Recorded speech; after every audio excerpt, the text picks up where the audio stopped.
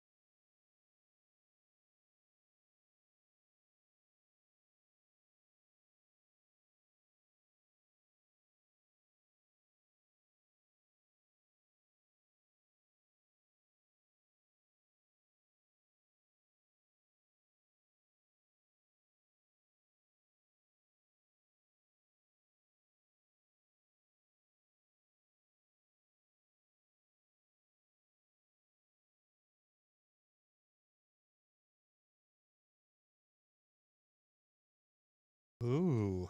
You are live on the internet. Hey, Hello, internets. Hi, Internet. Sorry we're late. Graham needed to discuss the finer points of how to make a cream sauce for his steak on, a mushroom. I'm sorry. Yeah, mushroom sauce for his steak. It was a mushroom peppercorn cream sauce. It was fucking delicious too. Yeah. Less Martha Stewart, more Andy Cohen. We had And- gossip to dish. And if he hadn't done that, we'd have been right on time. So, that's how it goes. Going live at 10 and the show actually starting at 10. Okay, you know what? I said That's never going to happen. I said Houston was getting...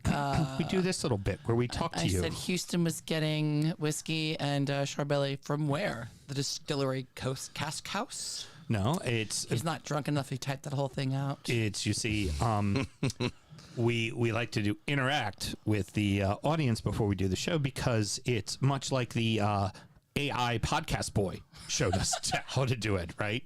With his notepad with nothing written on it in his vest and his soccer ball that he held because I'm discussing soccer. By the way, I'm talking whiskey. there is a podcast scene in my Escape to Margaritaville show.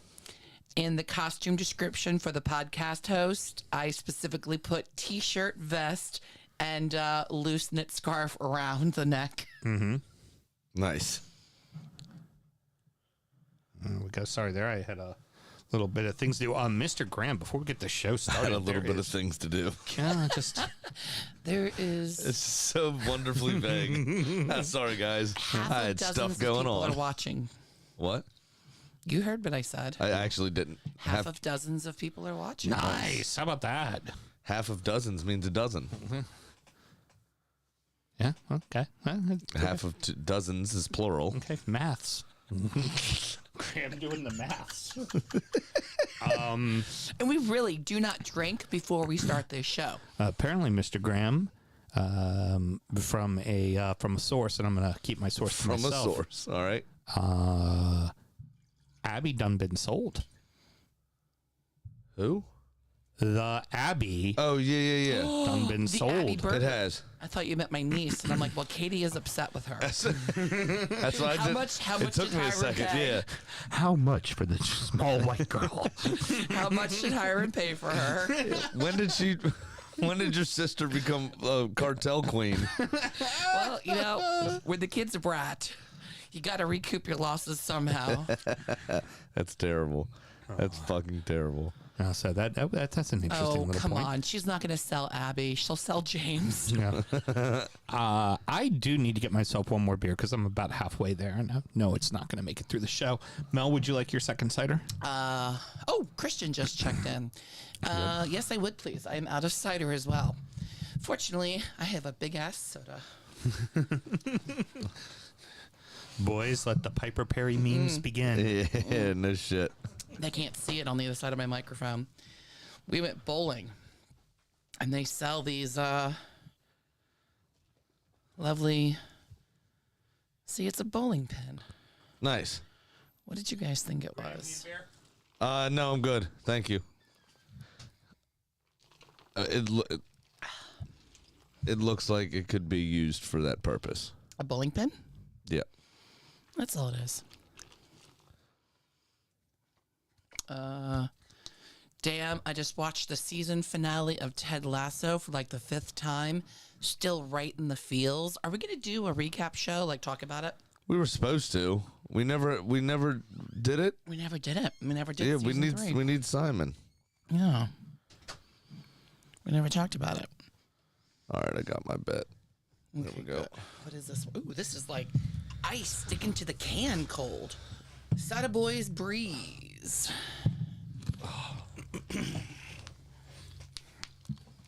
There you go. Beautiful. All right, you ready to start the show? Yeah, let's do a show, kids. I mean, go ahead and cough. You know you want to.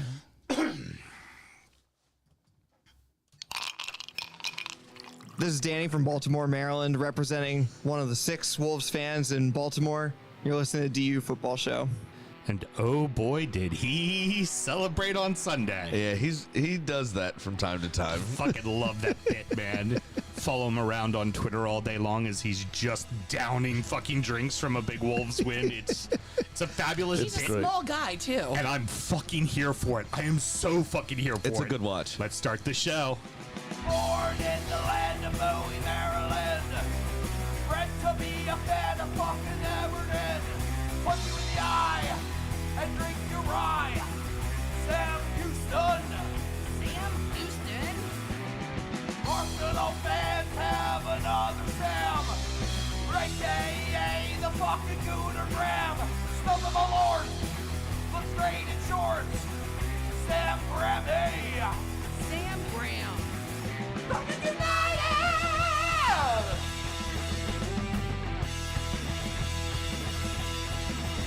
Fucking United!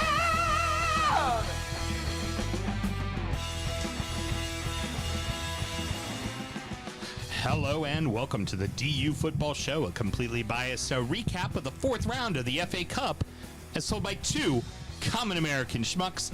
I am your host, Sam Houston, and across the way from me, some of them say he is a dead ringer for Chase on Paw Patrol. That's what I was fucking researching, you dick. But we know him as the guy who fucks with his microphone, my co-host, Mr. Samuel Graham. How you doing? Chase is on the case. Just stop giving me material. Chase is on the case. I mean, just gave me material while I had the bit ready. So- The whole time the music's playing, his mic is muted, and he could be messing with it. But no. I wasn't ready to mess with it then. How you doing, sir? Good. I do things on my terms, Mel. I'm talent. Thank you. Okay. And on the ones and twos, but apparently not the threes, since she can't unmute herself, producer Mel. Well, I wasn't Thank you, both of expecting- you. I love you both. I wasn't expecting to come in with it. Infamous Shorebilly goes, wonder what the topic is this week. Well, following up from your comment just then, you married Sam, so I wouldn't have expected you to come in with it either. Wrong show. Well, let's see. Yeah, here. but Let's see that was a change up, belt high, straight know- down the middle. Shorebelly, tonight's topic is going to be holy shit. Newcastle has made it to the 5th round. We're recording at the DU Public House just outside the nation's capital. You can check us out wherever you get your podcasts. And of course, streaming live every single Monday night. Should you want to chat with us, there is many ways that you can. Mr. Graham, tell the good people how they can get in touch. Absolutely. As always, it is at DU Football Show on all the social medias and dufootballshow@gmail.com to get in touch via email. Very good.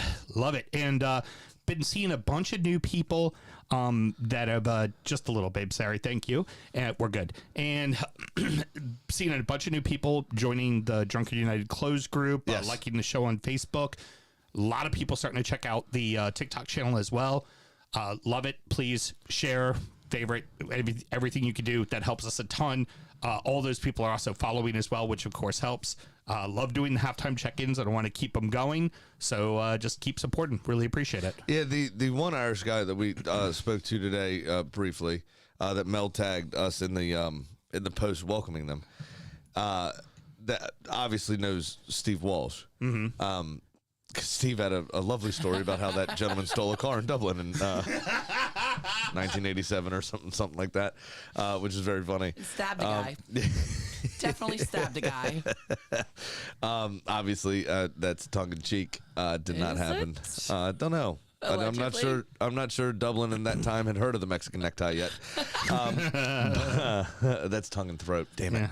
Anyway, but the other one, I'm not sure how he found us. So whenever you do join in and we do tag in that post and say, hey, tell us how you found us. We'd like to know. Yeah, would I love think it. that'd be cool. It's just, a random recommendation from somebody you know. Is it a random soccer podcast on one of the old podcast apps, or like, I'm just wondering. I just think find it interesting for people that we really have no context with how they came across the show. I think the Everton supporter found us through TikTok.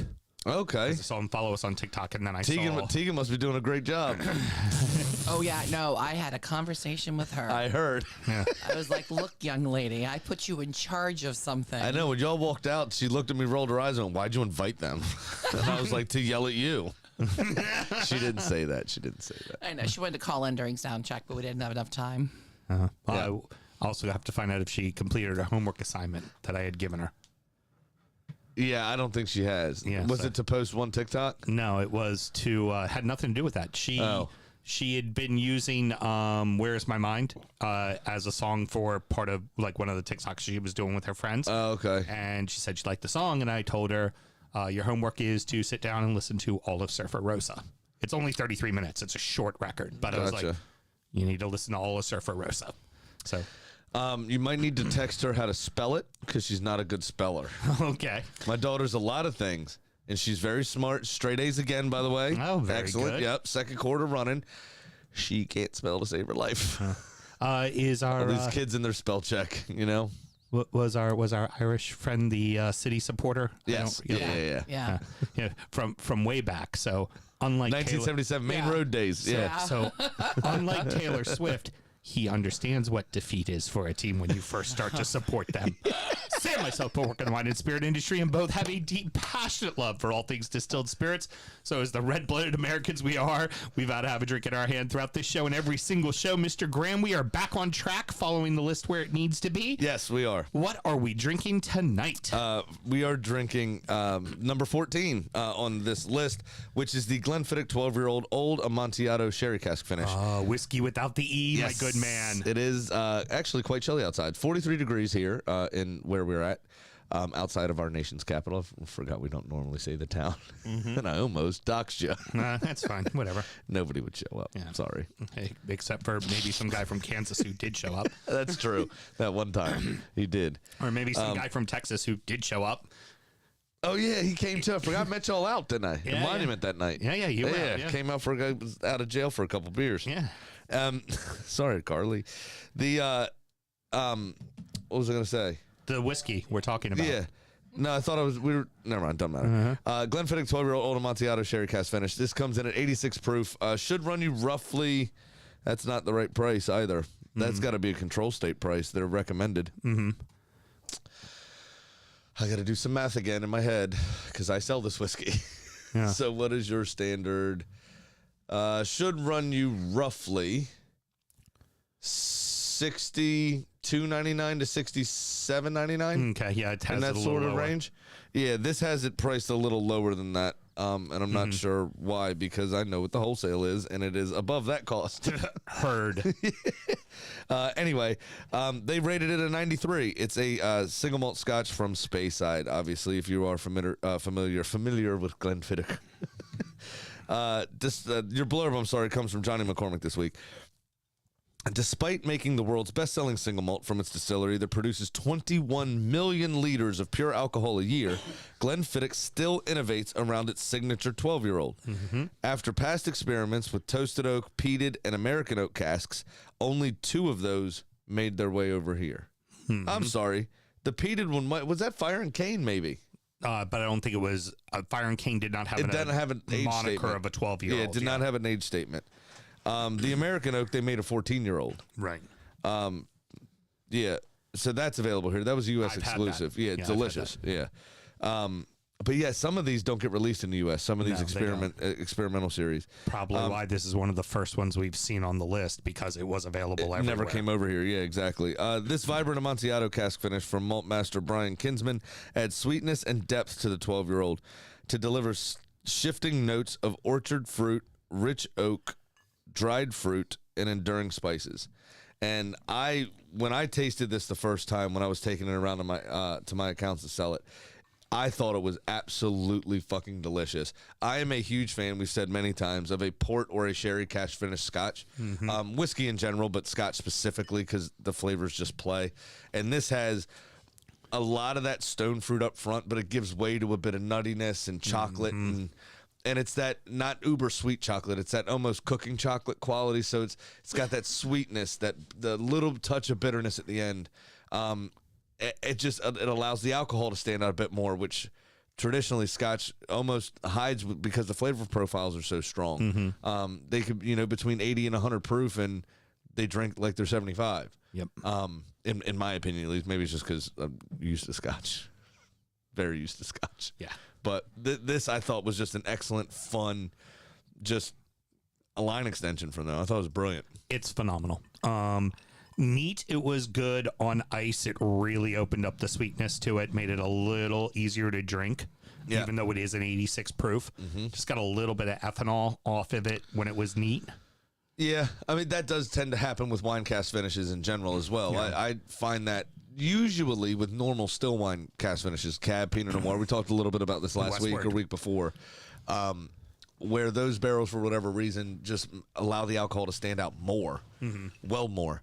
But yeah, I can understand that. This is particularly most of the time it's an Oloroso style, or a Solera style. 15 years. They're standard 15 years in Oloroso sherry. And this is a lovely. This is a sherry. A lot of people, they know the name, but they probably have never had one. It's a medium sherry. Yeah, and it's very lovely. It's not uber dry, and it's not uber sweet. It's a medium sherry, is what Amontillado is for those that don't know. And it walks that line, for me, it walks that line brilliantly. I think it's excellent. I like the amount of stone fruit you get up front. I get a little apricot almost, and maybe just a hint, just a touch of peach. And then it gives way, like I said, to that little bit of almond. And, it's so good. Also, let it be said, this is one you could find. Yeah. Like this year's list, we had a little issue with some of them being a little tougher to be found. And also, we're going to drink some of these other whiskeys later on that it's a very specific release, a very specific edition. This is a on the shelf every fucking day. You can find this whiskey. Yes, we still, off the top of my head, because I had to look for Justin the other day. Off the top of my head, we still have 135 in stock, and I think there was some on order showing up in March. Nice. Yeah. So, yeah, you should be able to find it every day. Just go request it at your local watering hole. Readily available, and it's hey, Glenfiddich just does it right. Yeah, they're the best at it. Yeah, I they mean, really are. They're It's phenomenal. really, at it's them and Macallan. Yeah. Are the two most awarded single malts in the world. Glenfiddich being holding the #1 spot there. it. Yeah, agreed. Yes, ma'am. Sure, Billy says that Scotch has been touched by the hands of the gods. Yeah. Sounds like something he says. And his wife decided to do traditional wood for their anniversary. So he got a bottle of Walker Blue because, comes in a wood box and aged in wood. Yeah, Nice. and you know what? I gave my wife a so 7 is wool. I gave my wife a very lovely stitched sweater throw.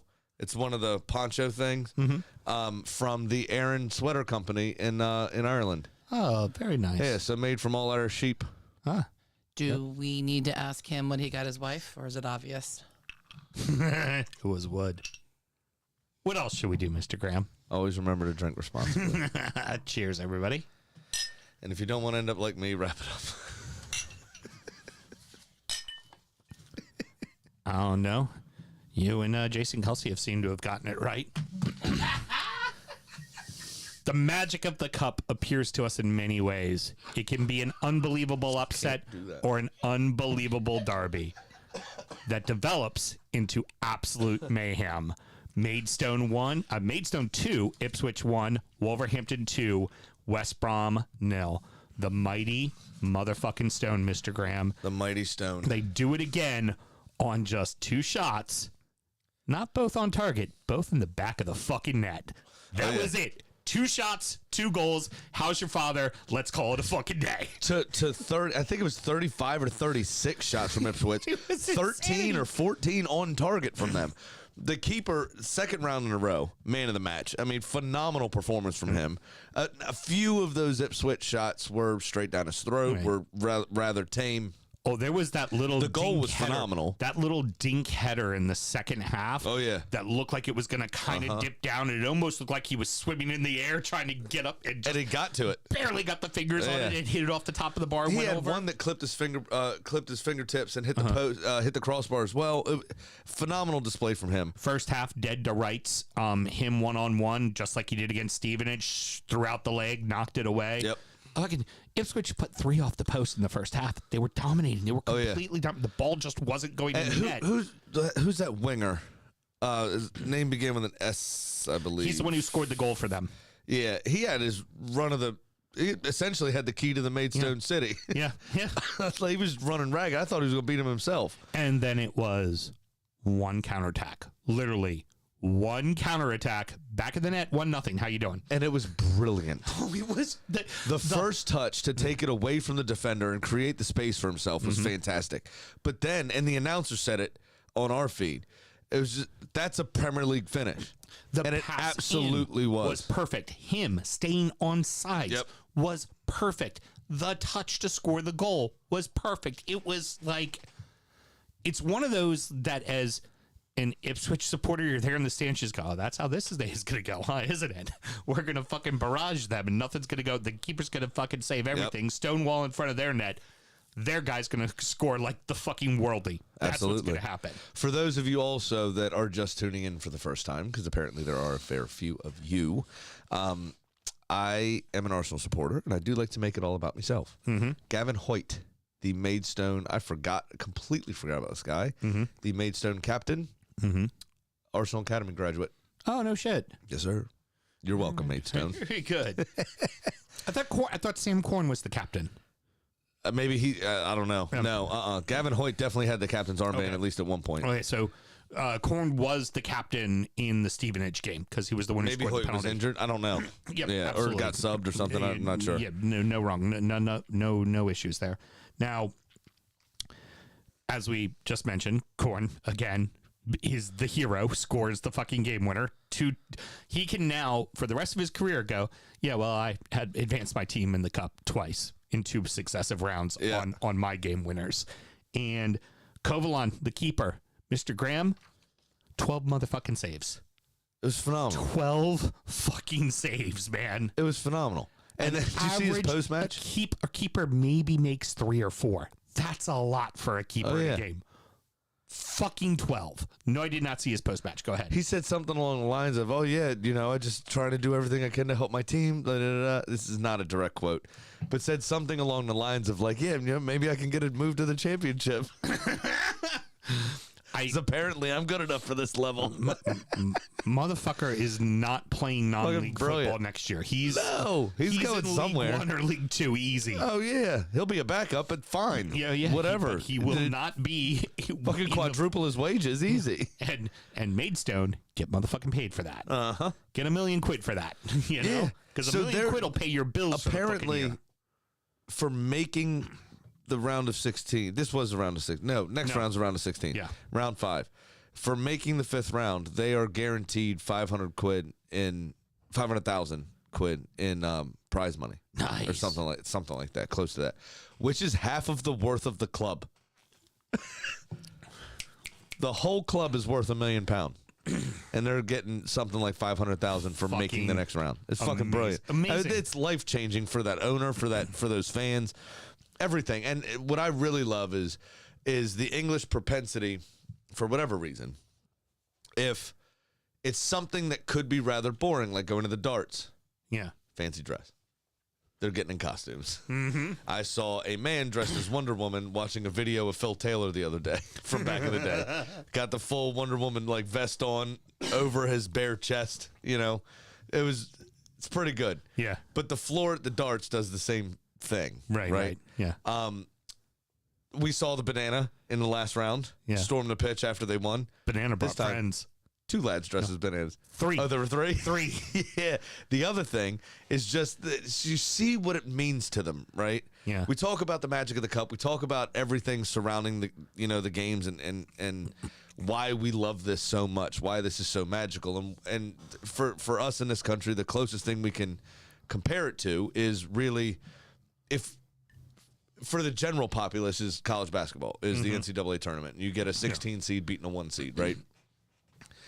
But, you remember my brother's run with Christos. Yeah, when to play he against DC getting United. to play DC United. I mean, so I've lived this. I wasn't a player, but as a supporter, I've lived this exact thing. And this the other story, by all reports, very vague reports, but by all reports, the guy was not seriously injured. He's not going to die or anything like that or be paralyzed. But did you see the guy that went rolling down that awning? No, I did not. And then he just disappeared? Mm-hmm. That happened as a Maidstone supporter. And then the tweet from the club said something along the lines of, yeah, well, he's not seriously injured. Great. Broken arm. What but does that he'll be mean? all right. Yeah. What does that mean? If you were his mom or his wife or whoever, you're like, it's still not great potentially. The night in the Holy Grail. Just a flesh It's wound. just a flesh wound. It's just a flesh wound. I'll bite your legs off. Come back. Yeah, I got to tell you, Mr. Graham, there's 2 things that I'd like to say. First and foremost, we were on the Maidstone bandwagon back in fucking round 2. We were Goddamn already right. talking about this team. We Yeah. were already talking about this team. So, Oh, yeah. anybody who just wants to think we're like glomming on? No. And by We were all there before accounts, all too, y'all. their manager's a lovely man.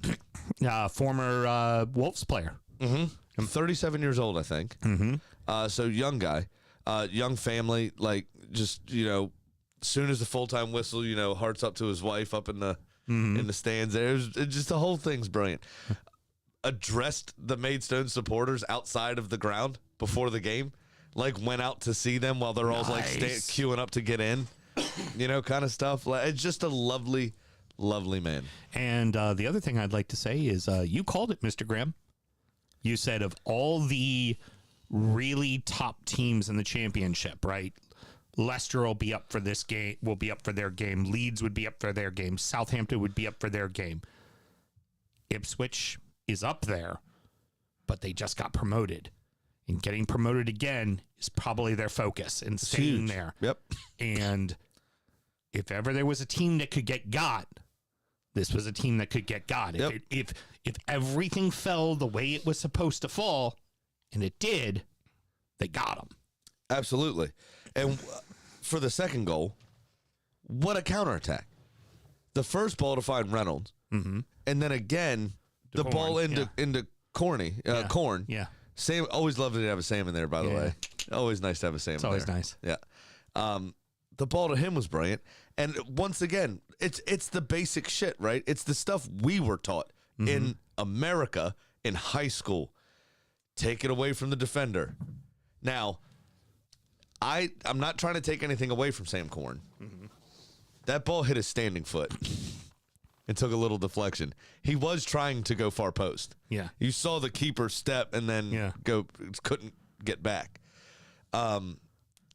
It still struck well, though. I mean, that ball was moving.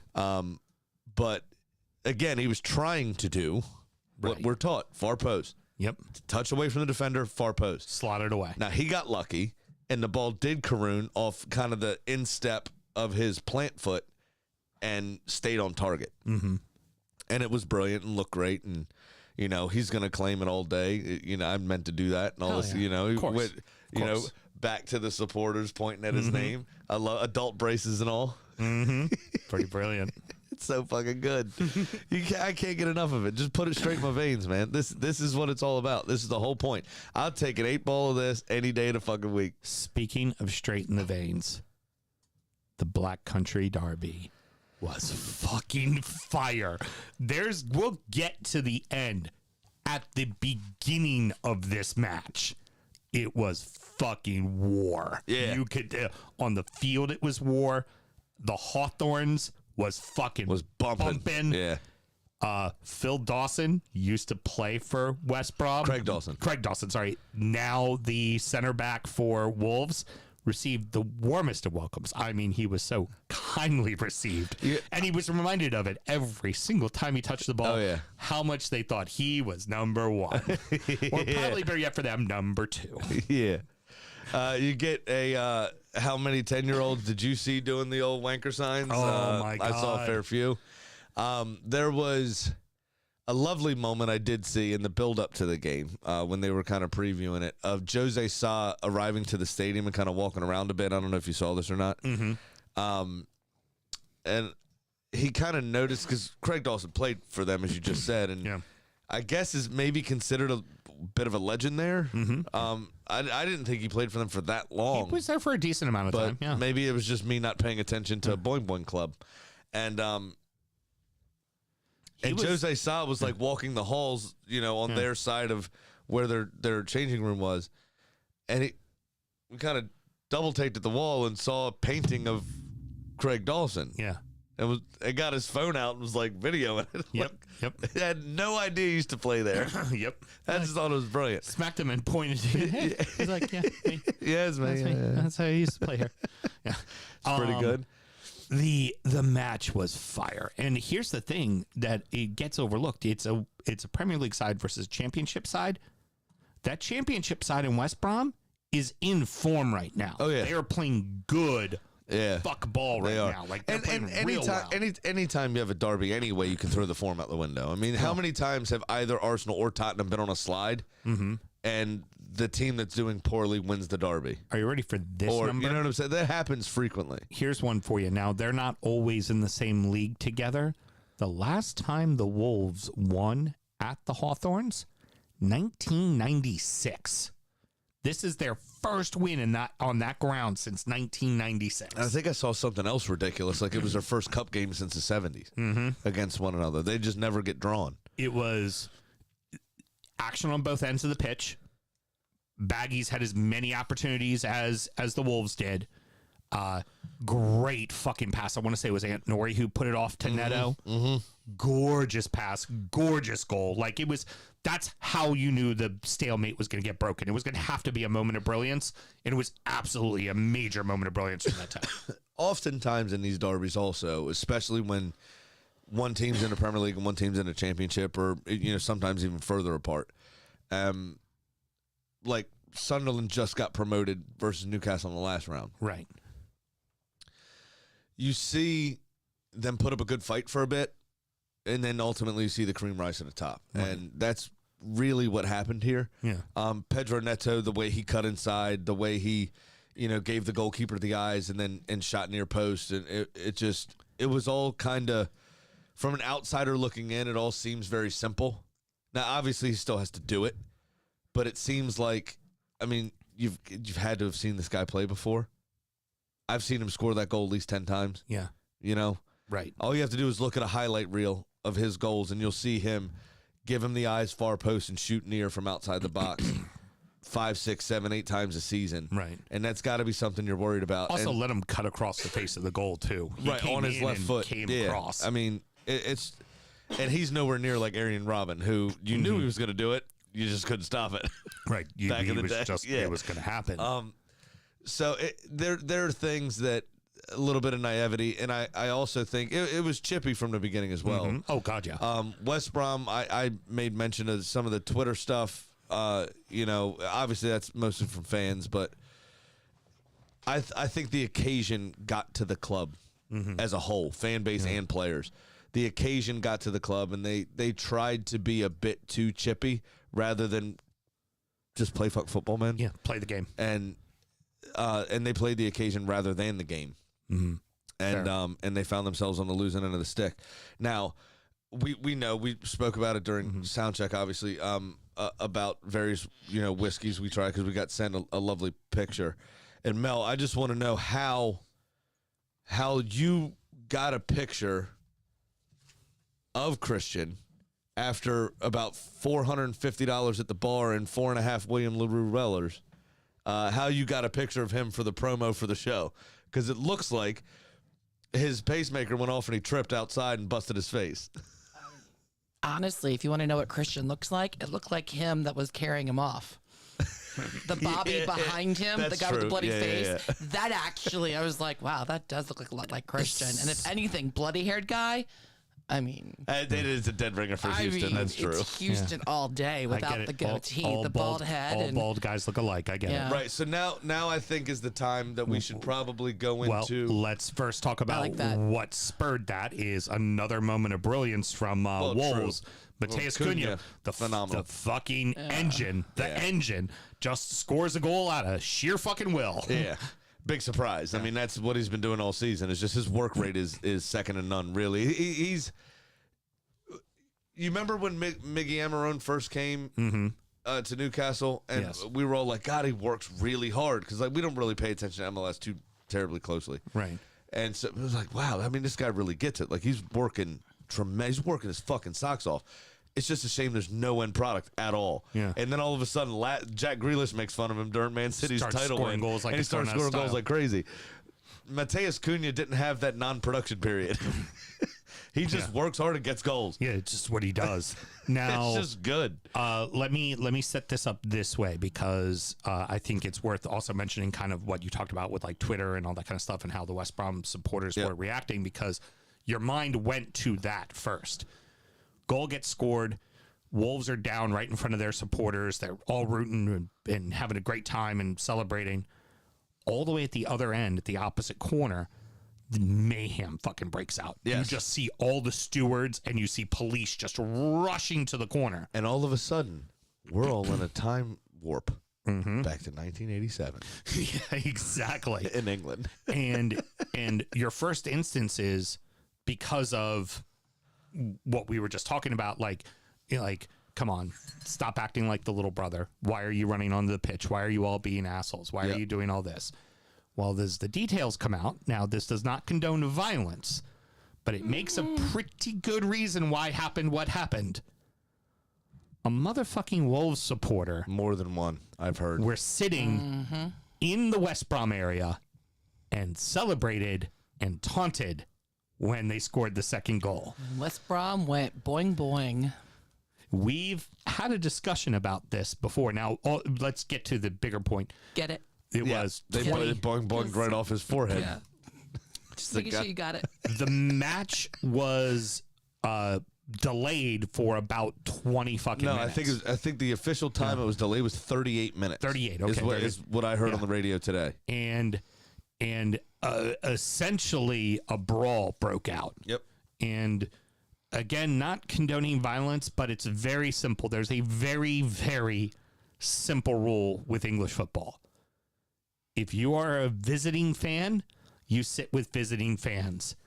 If you are a visiting fan not sitting with visiting fans, you do not show the colors of your team, and you sit on your fucking hands and you don't say a fucking In word. the words of David Geckel, you sit on your fucking hands. Yep. He sat in the midst of a bunch of Norwich supporters, watched his team come from behind and win at the death on a brilliant fucking goal, and all he wanted to do was jump up and scream. Nope. Sat on his fucking hands Yep. and didn't make a fucking sound. Yeah. They all can tell you're not a Norwich supporter. But it's a respect thing. Don't fuck with them in their house. It's their house. Now, what I will say Same rules go for the Abbey Burger. is, yeah, Yes. if you walk upstairs, you're getting abuse. The verbal, though, we would never hit you. yes, The I will only see you away, to death. there's a very few select away supporters that are allowed upstairs with us. You being one of them. Yeah. Behave. But you also make fun of yourself while we're there, Yes. which is funny. Yeah. But the you do get a good laugh from time to time. And say, go ahead. I'm a charming motherfucker. I am a charming motherfucker. And it's Mr. Graham. People like me. Pause. I'm a charming motherfucker. I am checking out again. Yeah, exactly, right? And so you're That's why you absolutely married right. me, woman. What I would be, you should have been a trench coat for your first date. Still married me. You were there. You're a bit of a slag. You were That should have been a fucking red flag, mate. you were there. She mentioned all the red flags Lady, at the fucking roast. red flag. At the roast, she mentioned all these, know what, and then though? you know what she said? You know why? Because he's a charming motherfucker. Hey, you know what, Houston? If someone wanted to hear about all those red flags on your roast, I believe I have that on our Patreon. How would one find that? www.patreon.com/DU Football Show. For just $5 a month, you can check out all our extra bonus material, including Sound Check, where we check the microphones and talk about our day, and then Injury Time, where we preview the weekend's action. How to do, Mr. Graham? You're a good little whore. I am. Yeah, it's usually me putting my leg out for a taxi, but you did a good job this time. All right, let's get to it. The mayhem. Yeah. So, yes, true. Don't put yourself in that situation. Very true. Much like don't give the referee a decision to make. Like all of those sort of, you should read the room and take in the situation around you. Don't be an idiot. But I really hope they play War Pigs, Sam. However, I don't condone grown men violence. I think it's terrible, and it really hits home when you see Kyle Bartlett go into the stands to retrieve his two children because they're very close to the mayhem. It was very near to the West Brom players' families section where they all sit. Yep. And they were worried about violence spilling over closer to their families. Yep. And children, wives, mothers, uncles were being helped over, including some elderly people, being helped over the stand, over the advertising hoardings onto the pitch to escape that violence and to not have it spill over into their area. And that's where it gets kind of sickening for me is the elderly people, especially, some of which were not necessarily involved in a fight, but were very close quarters to the fight. It's like, there's an old man there, fucking just let it be. Right. You don't need to be doing this. Right. Over football. Right. You know, if there's something very untoward and you have to handle business, fine, whatever. But it's a football match. There's nothing that needs to be done here for that situation. And that's when it just becomes just gross, man. You know, it's a little easier to take if it's an entire stadium of grown men and that's it. That's all that's there. You know, that context is what drives it home.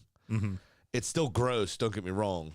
I don't want to see that in the stands, but at the same token, you're all drunken idiots. Be fucking, fuck you, but whatever. Right. You know what I mean? But when people's they're worried about their kids' safety, they're worried about their wives' safety, they're worried about old people's safety. It's like it's such gross misconduct. It's not even. It's just not cool. Like we've all moved on from this, and there's a lot of fascinating arguments as to why some of this shit happens. A lot of it, it was one of the earlier kickoffs to not allow people time in the pub to get In pissed. fact, on the East Coast, it was a 6:45 kickoff, not the normal 7:30 kickoff. So they were definitely making sure we're getting. So that would be normally the 11. nooner. It would have been 11:45. So, Yeah. but the pub opens at 10, and we've done it. You can neck a few pints in 15 minutes. Oh hell yeah, you can. So it's people also they would plan for that. There's off-premise licenses. Mm-hmm. I call on those stores. If I need to wake up for 7:30, I make sure I have beer stocked in my house. I found a pub that opens up at 7 and is allowed to serve beer to make sure that we are able to drink during games. So you have to. The blame is on the people that started the shit. Absolutely, 100%. The supporters the Wolves supporters should not have put themselves in that situation. They should have been smarter. They know the ramifications of what they're doing and the position that they're putting themselves in. Question is, were they looking for the fight? They could have been. They could have been. We could don't have know very well we don't have know been. those exacting details. You're absolutely right. Would you put it past a firm to go? Yeah, we'll fucking sit right in their section, see what the fuck they have to do about it. The whole idea of a firm, though, is that you're a gang. Very rare does a member go off on their own and start a shit with 140 people sitting around you. You know what I mean? Like, they're not Navy SEALs. They're fucking drunken football fans. Right. True. You know what I mean? It's not 3 against 100 and they're well-trained, jiu-jitsu fucking gold medalists. You know what I mean? They're 3 drunk blokes. It's not Nosey. I'll tell you that. It's not that West Ham supporter fighting off Azad Alkmaar. Yeah, okay? exactly. It's not a hard man that lived through the 80s. It's fucking people that wish they were part of the 80s. It's not, you have a night? Fuck you, I'm Millwall. Yeah. William Burton says, simple. Any of the supporters that sat in the West Brom section and fought, lifetime ban, simple solution. Yeah, and, England is the most surveilled country in the world on CCTV stuff, so it should be easy to identify those people. The guy with the blood mask, I don't know. He was at the opposite end of the field. He looked like Hellraiser. That was at the opposite end of the field. He was being walked across, because remember, you and I were on the phone. I was like, there's a guy being walked across in front of the Wolves supporters right now. That was that guy. And now, the other thought, though, is, okay, if this happens, like, if they pop off like that and West Brom does nothing, the supporters do nothing, can the stewards take them out? Be like, come on, motherfuckers. Like, you're in the wrong section. Like, get the fuck out of here. I feel, excuse me, I feel like it depends how they're behaving. Yeah. If they're sitting on their hands and not doing much.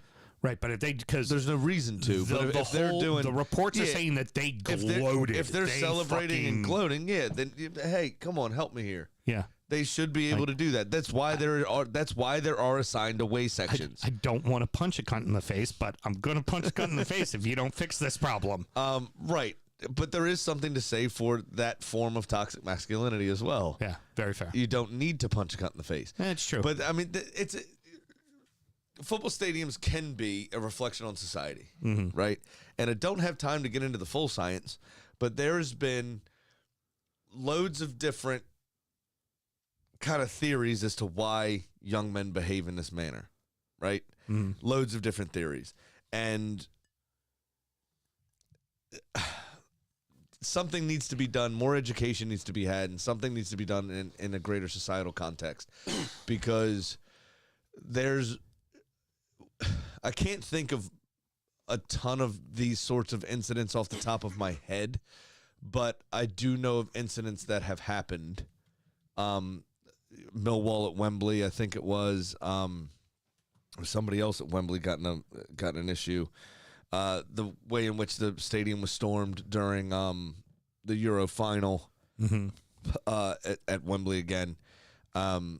there's been incidents outside of grounds at a couple of places that seem kind of isolated, but the fact that this happened in the stadium, it's like it was the 80s again. Yeah. Oh, absolutely. And why they ended up coming up with the away sections was because the amount of did you see the violence meme that was used to be shared of happening. the young Wolves supporter that had like 12 pound in his hand in coins that were being thrown from West Brom supporters at the Wolves away support No. in their section?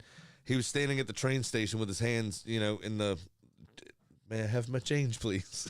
Yeah. And he was holding, he had 2 pound coins, pound coins, 50p coins. He had everything there in his hands. And I counted myself about 12, 13 pounds just on what I saw. And there was still a few underneath that I couldn't see what they were. So he could have collected almost 20 quid just from having coins hurled at him, though. And he was by the not meme, but by the post, he was 11 years old. 11 years old getting coins hurled at him or hit and land close enough that he could pick them fucking up. You could tell. Ridiculous. Let's wrap this up because we still got a lot to fucking talk about. Yeah. You could tell once they finally got him on the pitch, the two sides were content to just see it out. Yeah. There was a few opportunities, but they were really content to see it out. And you even saw it with the fourth official. 2 minutes of additional time. Well, that was it. Think about it if you're Bartlett, right? I just had to pull my kids out the stands, so I was worried for their safety. I don't fucking care about this football match. Yeah. I'm a little more worried about my kids. Yeah. Yeah, that's it. This is ridiculous. I shouldn't have to worry about this. I'm at my job. Yeah. This is their office. Right. You'd want the rest of the day off if somebody came and fought. But you don't have an office. You're 3,000 miles away from your office. So if you're in your front room and I come in and bring Rob and then me and Rob get in a fight, would you want this to happen in your place of work? No, I would not. No, you'd be like, shut up. I'm still trying to sleep. It's noon. Absolute fucking supplier cunt. Thank you. All of that being said, with everything, it was still a hell of a fucking Black Country derby. That's a wasn't it? great game. Yeah, it was fun. It was fun.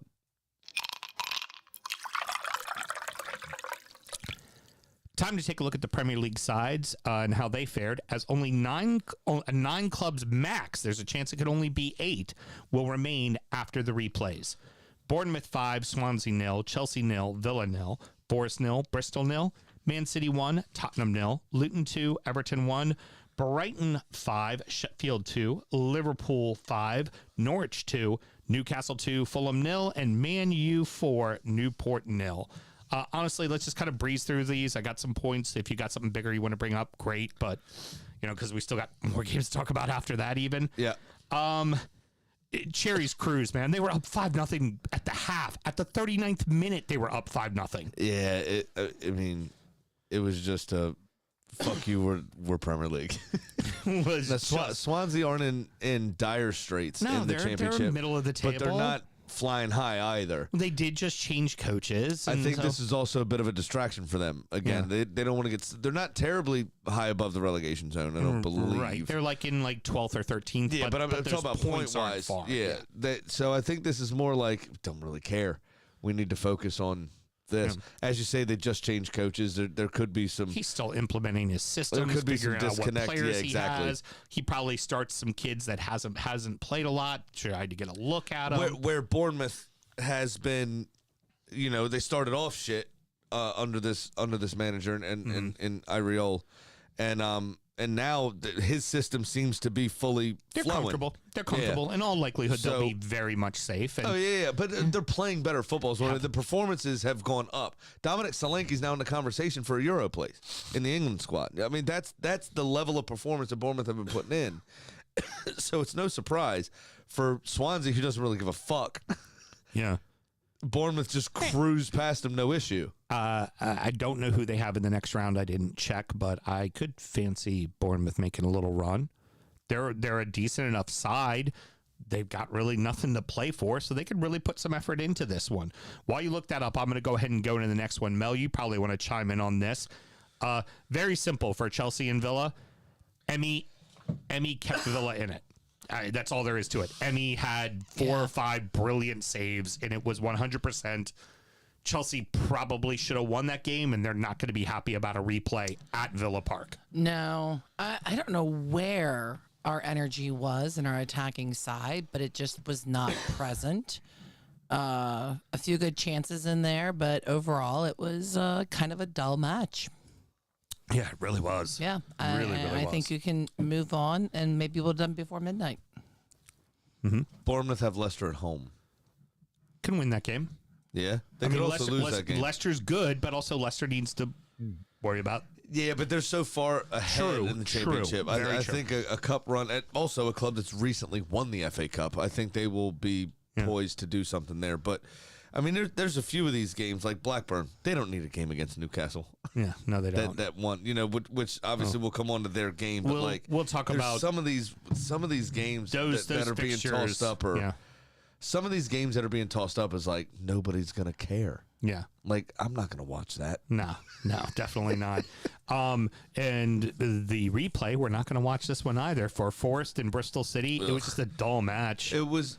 And it goes back One to of Forest the for the worst next game. games. I tried to watch the highlight package, which was about 4.5 minutes, and I think I managed to do 2 minutes and 15 seconds. I was like, I can't. I went to something else. I was on the channel that was doing the multiple games, and they bounced back to that game twice. Twice. And they were both They were both shots that ended in Z. It wasn't even. It was just ugly. Pitiful. City really kind of dominated Tottenham, but it looked like they were heading for a replay, and then there was a questionable call at the end. Now, I will say, as a keeper, I have been in that situation a bunch. Half the time I have gotten the call, half the time I have not gotten the call.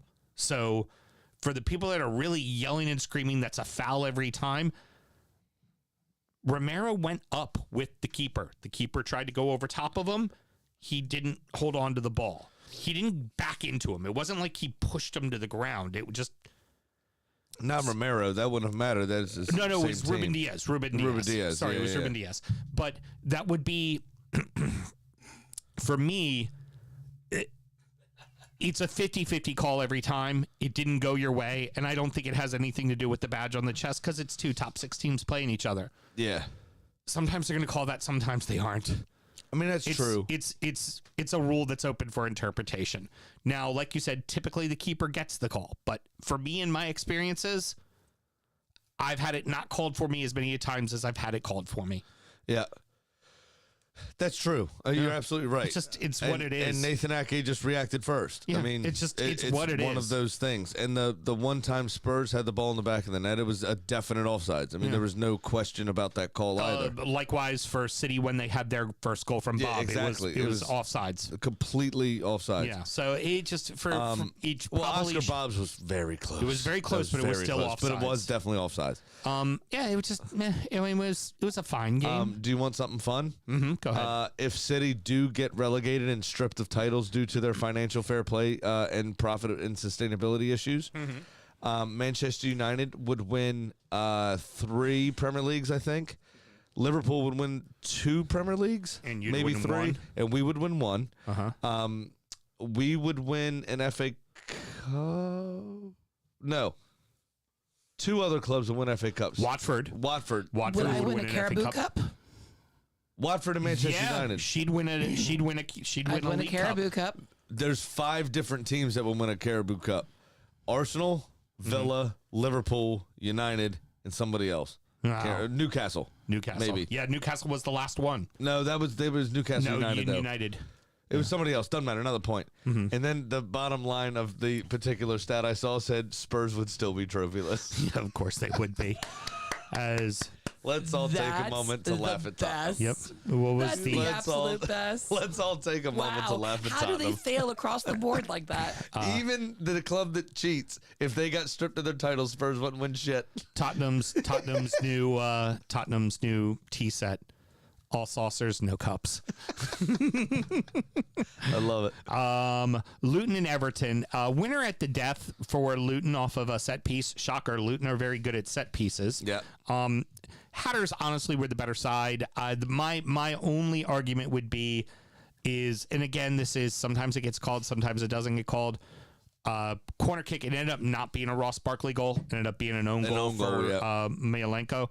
But Barkley has two hands, much like in the case of you guys with against Newcastle. Two hands on the back of Dom. Dom hits the deck. Ball goes in the back of the net. VAR looks in and goes, nothing to see here. The ball literally got to Barkley because Dom was on the ground. And I mean, honestly, none of this fucking matters because guess who the Hatters get next at home? Manchester City. So who fucking cares? So a tie-in from Maidstone earlier. Did you see the video that was circulating of the players and some fans and families watching the draw of the 5th round? Yes, I saw the video. I saw the post, but I didn't watch the video. So everybody's like, the draw was about to come up, and they, pull up the away side. No, the away side's always second. Yeah. So they're all just yelling. They're like, City, City, City, City, Like they City, wanted City. City. Yeah. They want City at City. Because it's the fucking payday. Yeah. So like City, City, City, City, everybody City. And then it pulls up Sheffield Wednesday or Coventry and Maidstone United. And then you hear, fucking. It's so, you just hear like all this like, like everybody just pissed. And then you can hear one man over everybody else. He goes, it's fucking crap.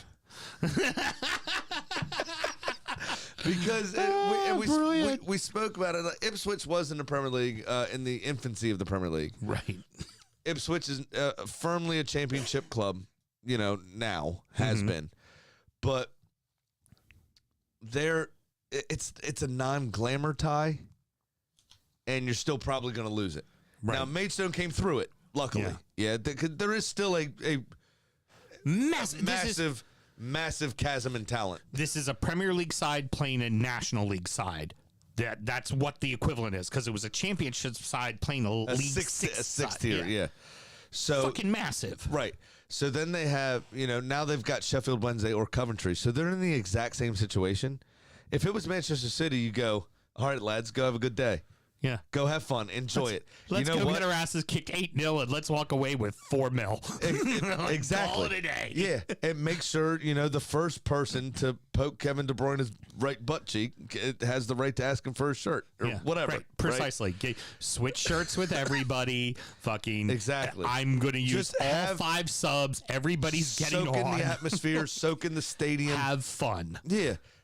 Enjoy playing on a pitch that's more comfortable than your bed. Yeah. You know what I mean? Guys on the bench, enjoy sitting in a chair that's better than the chair at your house. Just it's enjoy better yourself. than your recliner. Yeah, exactly. Absolutely. That's what it feels like to sit in an Audi chair.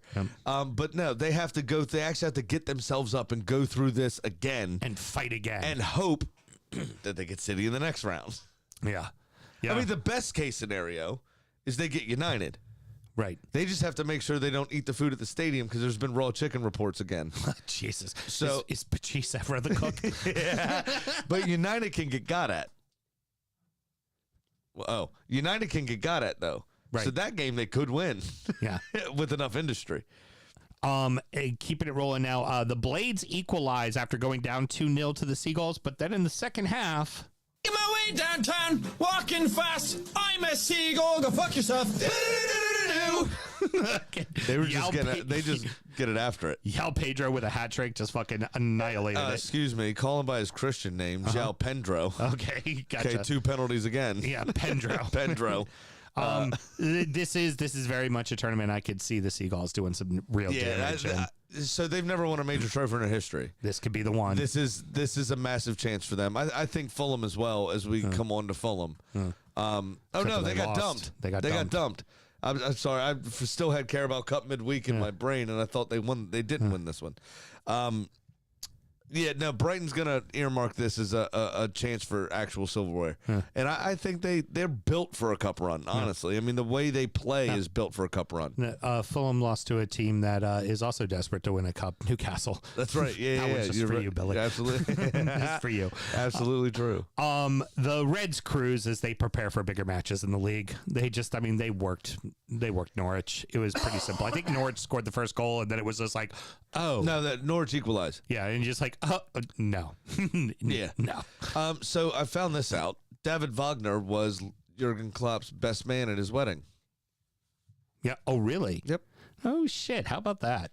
All right. Well, that's all we got to say about that match. Newcastle, yes. We will do a Jurgen Klopp wankfest soon enough. Don't worry, everyone. It'll Russ, happen. calm down. Yeah, we're talking about other shit right We now. obviously saw the announcement. The Jurgen Klopp wankfest will commence There'll be eventually. enough shit to talk about him through the rest of the. Trust me, he will talk about himself enough.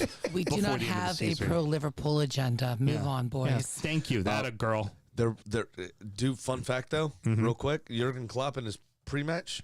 Oh, it's not about me. Don't worry about the old man on the sidelines. It has already been signed, sealed, delivered for a fly on the wall documentary for the rest of the season. It's not about me, unless you got a camera crew. Yeah, and you got a million quid. Let's do this.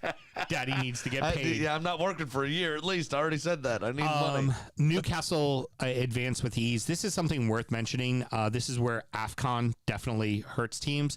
Yes. Iwobi is massive for Fulham. Absolutely. And missing him and not having him and Jimenez and together. Diassi or whatever his name is at the back as well. It really That's hurts not them. his name. I think he plays for Chelsea, but somebody else. I yes. know who you're talking about, but yeah, that hurt. That hurt a lot. Manchester United beats Newport, but it wasn't until Newport scored 2 and equalized. Well, it could have been better for them, and sadly, AFCON gets in the way here again for Newport County. Mm-hmm. Actually, because you hear about Onana. Mm-hmm. So he's Cameroonian, correct? Yes. So they're already out. He had the debacle with the planes getting there because he played in the last round of the FA Cup. He should have already been gone. Right. Got delayed. Didn't make it until halftime of the game they were playing. He was named on the bench. Mm-hmm. Then got annoyed and spoke in the press about how his coach didn't bring him on. Onana and Cameroon got knocked out of the African Cup of Nations. Mm-hmm. He leaves making 1 appearance, making 0 saves because they lost 2-0 or whatever it was, Cameroon. And that was the only game he played. There you go. And he now made he's- 0 saves. and now he's he's back. on a plane on the way home. So I think Newport County could have benefited had he been there. They might have actually scored more They goals. might have scored more goals. I did not see the presser. Apparently, Ten Hag was a joy. Fuming. I thought his head was going to explode. It was. The Dutch are literal people. Yes, they we are have very documented that. blunt people as well. Brash, dare I say? And he pulled no punches. He was body language. He was very annoyed with his team and how they could let these minnows score against them, basically, and how pitiful that was. But the Rodney Parade was fucking bumping. Yeah. And when they scored that equalizer, I thought the apartment complex windows across the road were going to blow out.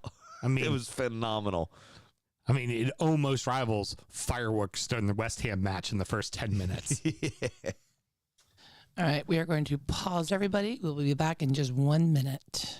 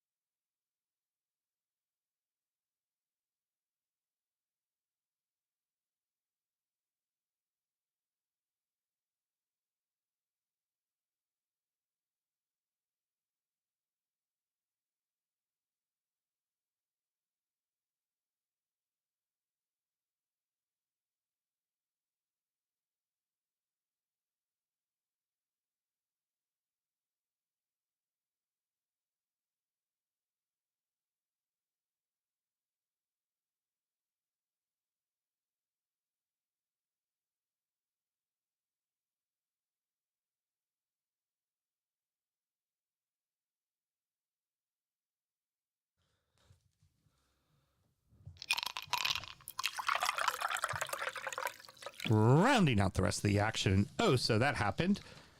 Wednesday, Sheffield Wednesday 1, Coventry City 1, Leeds 1, Plymouth 1, Leicester 3, Birmingham City 0, Southampton 1, Watford 1, Blackburn 4, Wrexham 1. The only thing that's really interesting to mention about this one is what you've already said. The winner gets to face Badestown at home.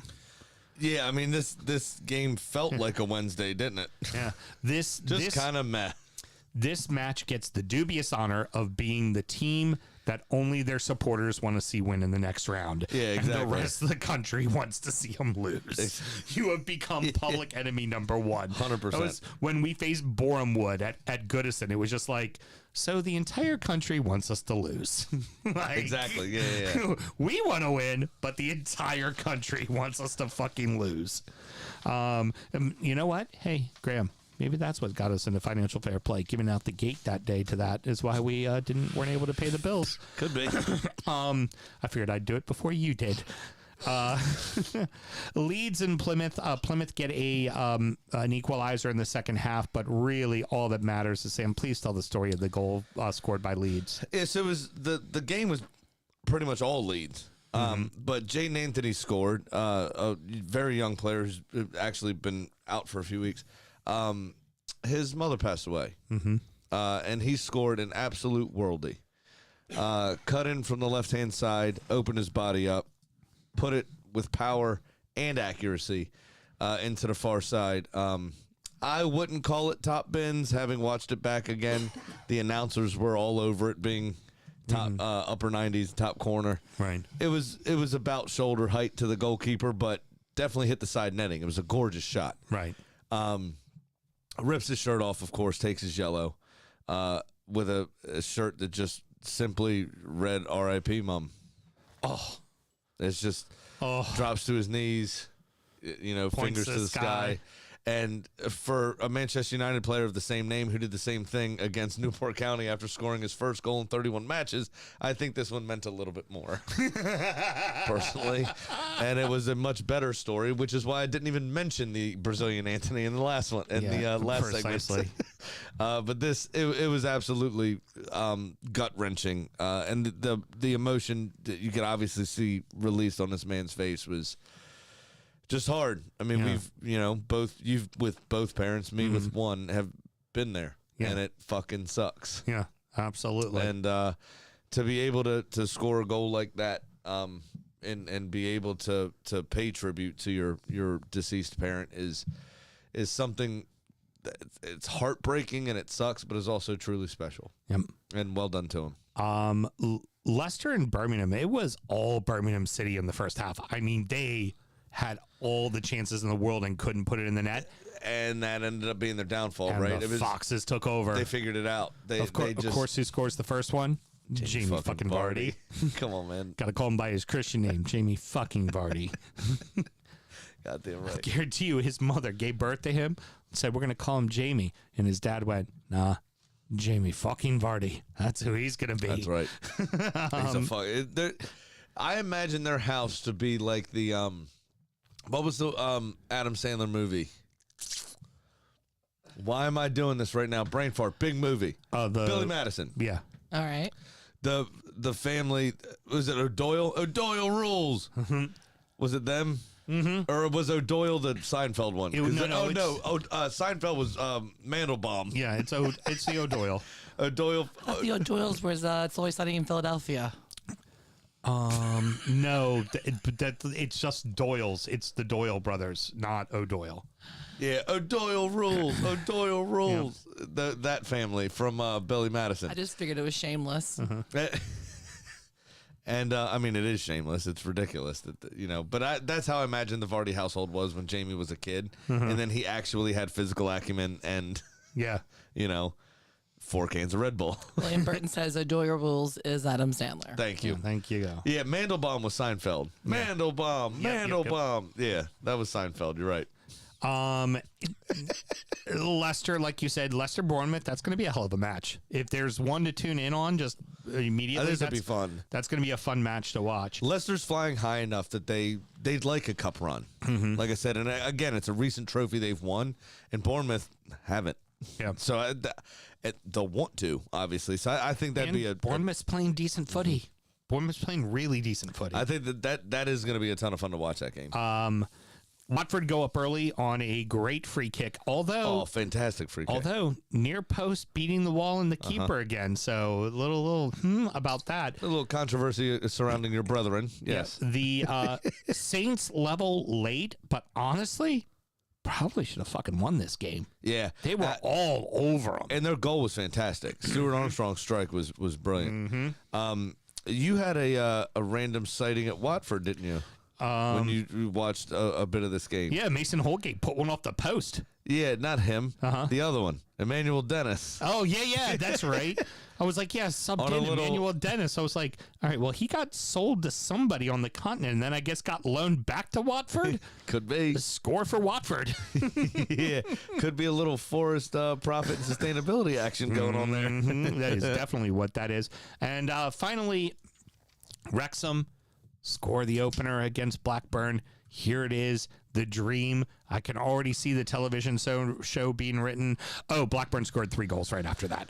I mean, Yeah. one And after another after another. In like a 14-minute span or something. It was fucking stupid. And of course, they equalize. And I'm sitting on my my old FanDuel at a red light, and I was like, I fancy under 4.5, but somebody's gonna win this game.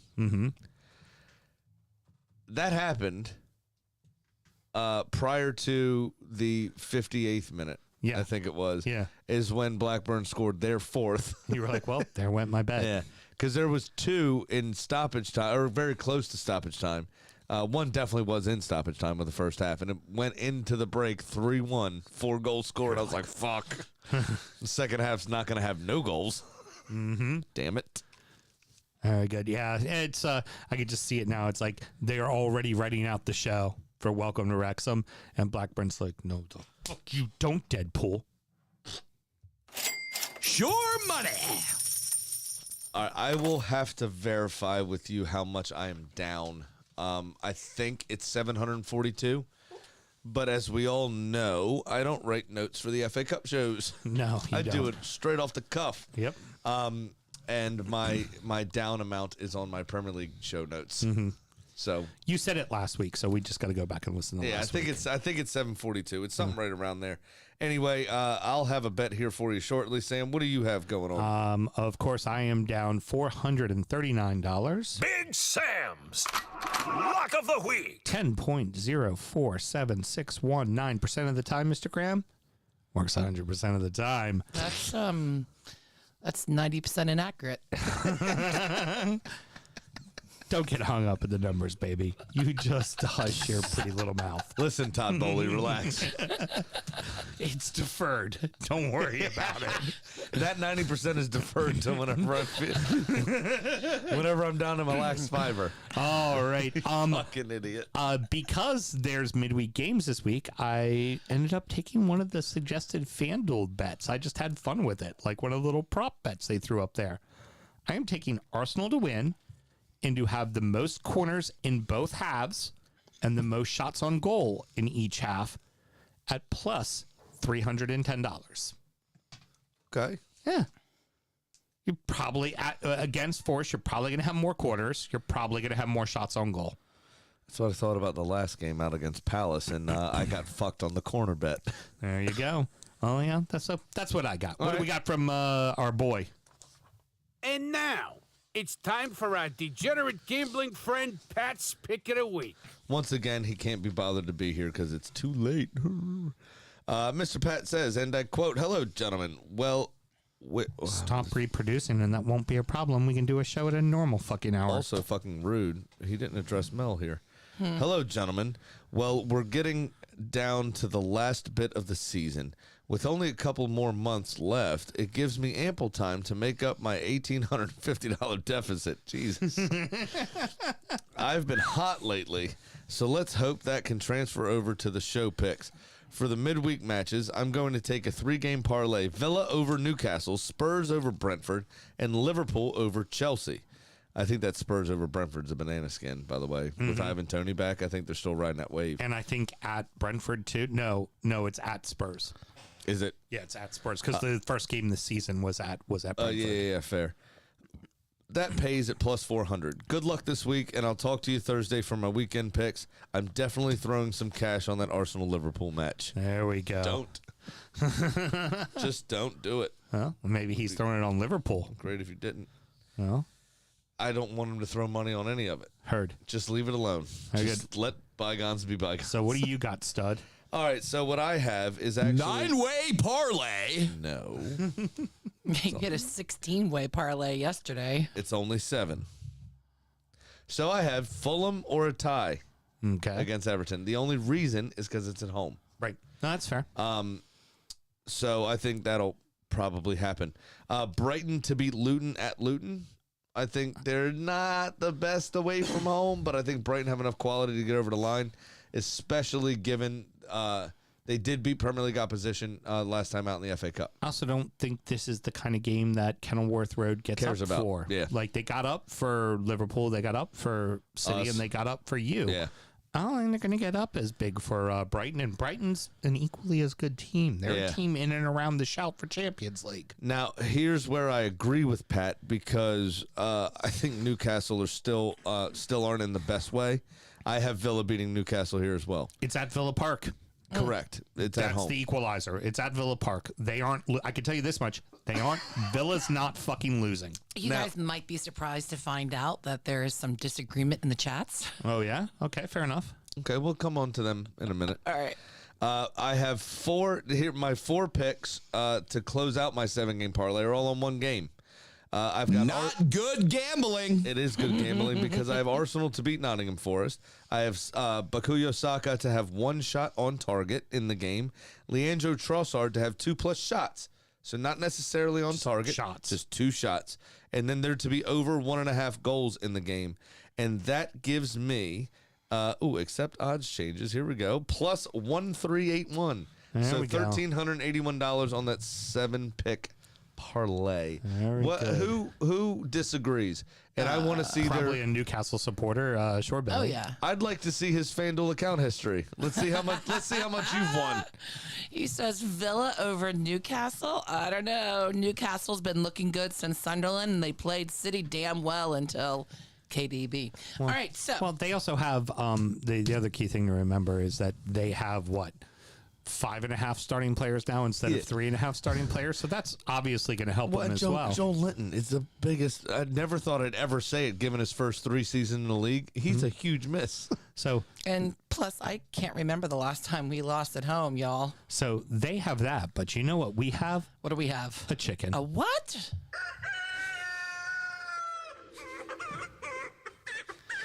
Well, Kitty is on a slide now, losing 3 in a row and sits at 12-8. So this week, I gave Everton traveling to Fulham. Now, Kitty showed me a picture of her with Eminem at the Lions game yesterday. Really? Oh, that must have been a tough day. Yeah, you know what? Well, she got invitations to both boxes, but I guess Eminem is who she was hanging out with. Now, clearly, he's bummed, not bumped. Okay. Bummed with the I'll talk outcome with her ghostwriter. of the NFC Championship game, but he is a big Fulham supporter. Go so figure. obviously, this means Kitty is picking the Cottagers to beat the Toffees for a second time this season. You know? Eminem is a Fulham supporter. That is the most un-Fulhamish thing I've ever heard. Ever. No What's the diss track gonna be? He can't do that as a Fulham supporter. And be like, I think you're really nice, but I'm better than you. Maybe it's the 8 Mile. He just makes fun of himself the whole time, and then the other person can't say anything. Remember the last rap battle Yep. Very good. when he beat Papa Doc. I am not real going to name wrap is it out, Clarence. but do you know what Eminem and Kitty both want you guys to be aware of? What's that? Gambling legally and responsibly. Very good. Well, that is going to wrap it up. Mr. Graham, any parting I words? think we pretty much covered it when we boinged earlier. The first segment, I think, said it all. Yeah, D-back, just man. Don't D-back. don't fight in the stands, man. Yep. Just don't do it. Yep. There may be some untoward behavior. Yeah. Fair. But if it's not threatening, don't do it. Oh, we got producer Rob. Come on, Fulham. Oh, William Burton still said great show. Oh, thank you very Hey, much. thanks. Appreciate it. And Robbie, is always good to hear from you. I hope we beat you. That's all I have to say. Like, great guy. Hope we win. And he's Fulhamish, so he'll go. I understand. understand. Don't worry, Burton. We're not going far. There's an EFL show next. That's exactly what I was going to get at. Rob will so- write a song about it, Yeah. regardless of the result. Yep. Yeah, you will. Oh, next up is the EFL show. And of course, after that is Injury Time, where we're going to talk about the beers we were drinking. And we're going to preview the midweek's action. Yes. That's right. You've got extra shows this week, people. We'll be doing a show on Thursday as well. Yes, we will. Should somebody want to find Injury Time, how do they go about doing that, Mr. I Graham? will tell them that in one moment because I have an update. Uh-huh. I have a production update. I'm in studio Thursday night. Get in, son! Fucking come on. Oh, she let you. I got permission from the wife. Nice. Yes, love it. Still gonna be late though because I gotta help get the kids. Of to bed, course, but obviously. good to go. Yes, That's fantastic. I'm in. And somebody it wants is- to find Patreon? Patreon, yes. It's www.patreon.com/DU Football Show. Sign up to that one beautiful, easy $5 tier, and you will be able to get all of our extra content, as Sam has already told you earlier when he was a good whore. And, yeah, and also some extras, which extras are going to be coming up soon, aren't they? Yeah, they will be. Yeah. Yeah. Yep. Groundhog Day, baby. Are we doing that on? Are we doing that on Thursday? We have to. Yeah, Thursday. Oh, fuck. It is Thursday. Uh-huh. How are we going to find a groundhog costume? That's right. We're working on Told things. Chafe. All right, everybody. For those of you watching on the live stream, obviously the EFL show is going to be coming up in just a few Sometimes minutes. I am afraid of my own We're gonna- shadow. We're going to go grab a couple of beers and we will be right back. But until Thursday, everybody. Good night. No, sorry. Jurgen. Guten Nacht. I talk about the win, but it was windy and it's not good for football.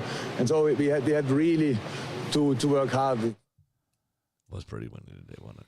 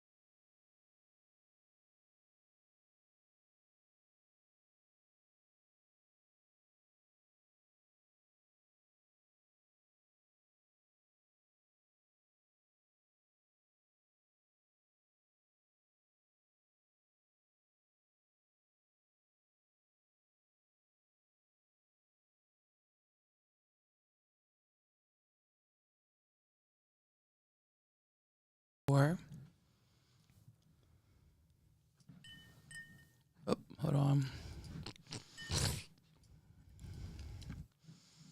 Damn it. There we go. I just been sitting there scrolling through. Yeah, don't worry about it. So I finally put the glass down after I was all ready to cheers the No, camera. go ahead, cheers. On your mark, get set. Yeah, we're back. Oh, hey. Didn't notice you there. Oh, hi there. We're about to do an EFL show. Well, that's normally how we start the videos. I had to turn the living room light off because your dog is laid out, but has his head, like eyes, under the pillow. Because he needs it Because it's darker. bright. He needs to sleep, Mommy. Mommy, I'm sleepy. Cameron told me to move out yesterday morning.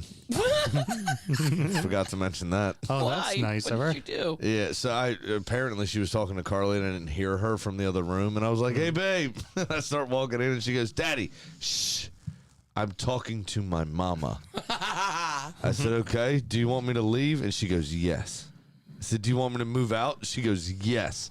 And then she runs to the door and tries to fucking unlock it. Little rat. You can leave, Little Father. fucking rat. Wow. Did I tell you? I'm sorry. Did I tell you about Carly and my mother discussing Tegan's grades? No. So Carly was telling my mom that Tegan had straight A's again. You know, well done. Blah Is blah it blah. true? Yes, it is Okay, true. Just But Cameron then run, and Carly was like, "Oh, you know, if she keeps this up, she'll never pick of any school." You know, all this kind of shit. And Cameron at the same time was running just underwear because of her potty training, so nothing else on, just underwear. Hands above her head like blowing spit bubbles, runs by her, and then Carly goes, "Well, if she continues down her path, she'll be good in clown college." Sorry. All right, Very good. You said Shore Billy had a message for us? Shore Billy says, "I found your groundhog costume." All right. Well, Shore Billy, being the man that famously gave us Magnus Never Wins, I have a feeling that costume probably got holes in places it's not supposed to have holes. I mean, if it's in your possession, Shore Billy, you can come to the studio on Thursday. I don't think I want to wear what he's hunted deer in. I used to have a beaver costume. No, for Thompson Creek Window Company. Yes, I My remember sister that. wore it. We're not recording it, right? No, we're at We're least just on we're the live. I camera. mean, at time of recording, you still have a beaver, too. Wait. Wow. All right, let's do a show, kids. All right, I have it. Damn, fucking go. She was ready. She said she's going to try to edit tonight. I've already written the descriptions and got them to her, so she's a woman on a mission. So She was ready to rock and roll, don't wasn't fuck she? with the flow. I was like, I'm doing live. I didn't know what to do. Scary.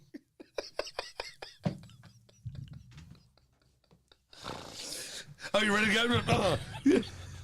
Go move out. We have Hiram.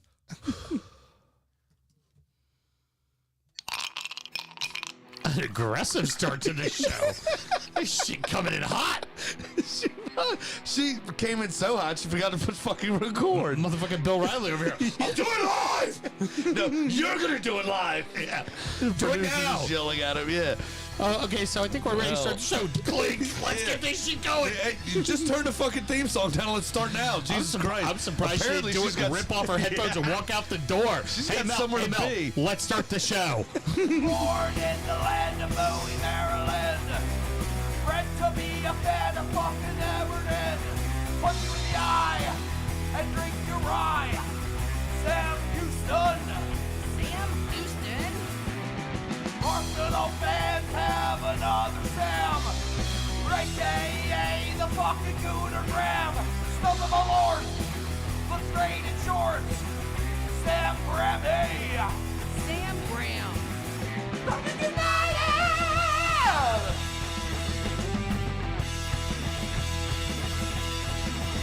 Fucking United!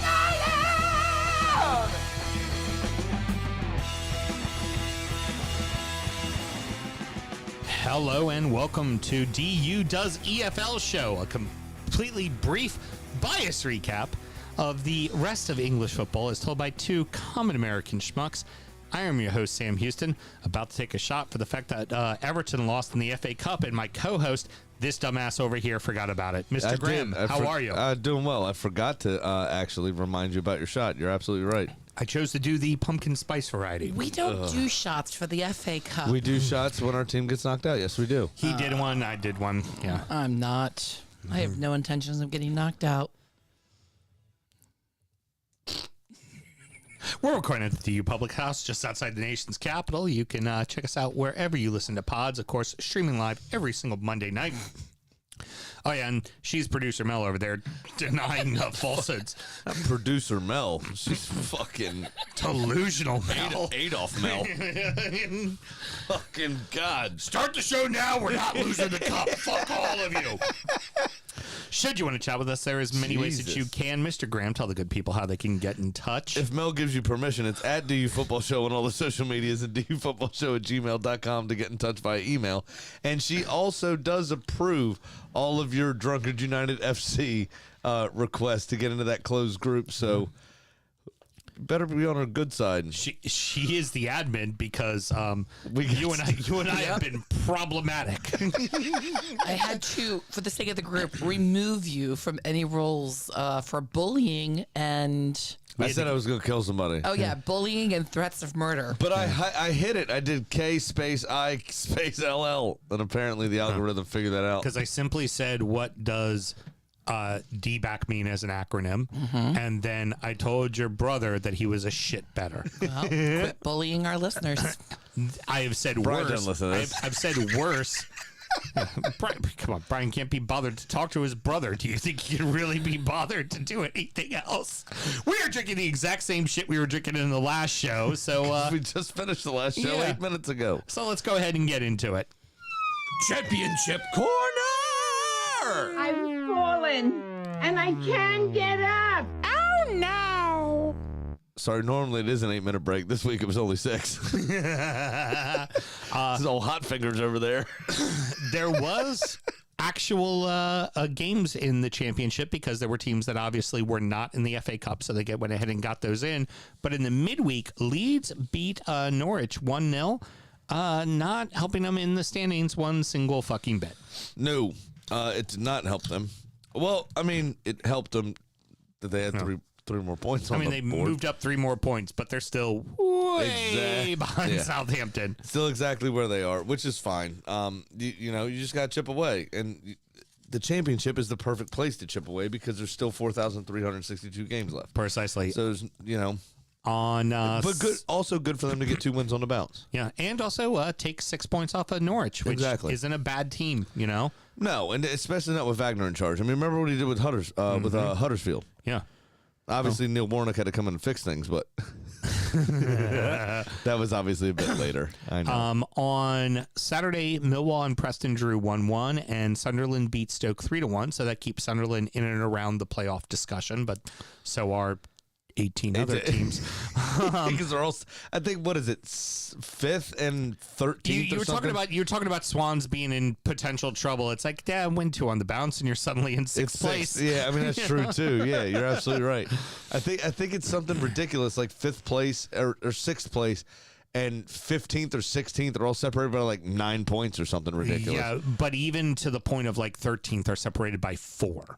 Yeah. Like it's that fucking It's that close. Right. So one championship game week where there's 7 games, you could find yourself in second. Right up there. Yeah, it feels like the top 5 are pretty secure. Like West Brom is significantly behind Leeds, and Leeds is pretty behind Southampton, but both of them are pretty ahead of the rest of everyone else. Yeah. So feels like it's at least we can make a better decision by March, but it feels like 5 of the 6 have kind of already been decided unless someone really starts to tank. For sure, yeah. Because all of them also are fucking zipping in form. It's not like they're on like any of those top 5 teams have had like, in fact, if any of them had a losing streak, it was Leicester.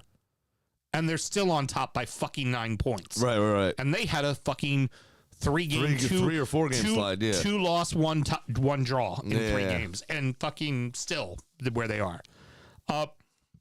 Pardon me. A little bit of pumpkin spice there. Sunday had a That's not what you tasted. Be honest. well, it was pumpkin spice puke. Massive match on Sunday with QPR hosting Huddersfield. In the 86th minute, the Terriers went up 1-0, only to see QPR equalize in the 95th minute right at the death. This was a massive 6-pointer because these are the two teams that are just apart from one another. Correct. Yep. But Huddersfield still maintains a 3-point lead over QPR for the final spot for safety. The other thing here too, I can't remember which game it was now off the top of my head, but last weekend wasn't it the latest game in Premier League, latest goal in Premier League history? Mm-hmm. Was it 90th plus 11 or something like that, or plus 10, somewhere around there? That was the West. Was it Ollie McBurn? Yeah, it was the West Ham Sheffield match, goal, the draw. Yeah. The penalty. Yeah, you're absolutely right. The we're seeing this more and more. These massive amounts of stoppage time that are proving to be detrimental to teams. Oh, absolutely. It's kind of making the argument that you want the ball in play more often. Mm-hmm. And I think the league is starting to explore some of those. Maybe stop the clock on stoppages. Right. Those sorts of things that would technically have the ball in play more often or make time wasting not relevant. Right. It wouldn't make sense. A guy's injured, stop the clock. Yeah. The minute you get him off the field, Start the clock again. Start the clock again. And then for anything, throw-ins, that'd be ridiculous to not for throw-ins. Stop the fucking clock. That's every what fucking it's unwatchable. College soccer in America, the NCAAs, they stop the clock for corners, throw-ins, goal kicks, and the clock stops. But there's also no added extra time, right? So it's like a shot, like basketball, right? Well, that's the thing. So the ball is in play for all 45 minutes. But it just doesn't. No, because it takes fucking hour and 40, hour and 50, hour and 60 minutes. Hour and 60 is 2 hours for those of you counting at home. Well, and there's also no yellow cards cards for stalling. So they can take however fucking long they want to set up that kick or that goal kick. Well, it's or America. whatever. We also got to put up a Pfizer commercial. Yeah, very true. League One had some matches caught up in the midweek for Bolton and Exeter, both at the top and the bottom of the table, where they both got wins. Pompey won 1-0 to stay at the top, but Bolton got their second win to move back into second place. Still 2 games in hand for them as well. Yep. And Exeter beat 5th place Barnsley 2-1. And now have managed to get themselves 6 points clear of the drop. Remember, they were at one point in the drop because Reading had jumped ahead of them after beating them. Correct. And now they've won 3 in a row, and they right up the table and out of harm's way for now. Reading have had to deal with that points deduction as well. Yeah. So no, it was Wigan who had the points deduction, not Reading. Excuse me, I thought Reading did also. No, Reading did not. Okay. No, Reading did not. And Port Vale has become the new club that Reading is now chasing, and they're only 2 points behind Port Vale. So that's what they're trying to get out. Worth noting for this week, the game will already have been played by the time we've released the show. We'll talk about it next week. Pompey head to Oxford in a midweek match. That's a big one for Pompey. That is a huge game. Yeah, especially because Oxford is been bouncing between 6th and 7th place, so they're really kind of fighting for that playoff spot. But also Bolton have those games in hand as well. Mm-hmm. So to be able to close that gap and potentially overtake Portsmouth, this is a huge... They can get that win. It then makes it for Bolton that Bolton has to win both of those games in hand to get ahead of them.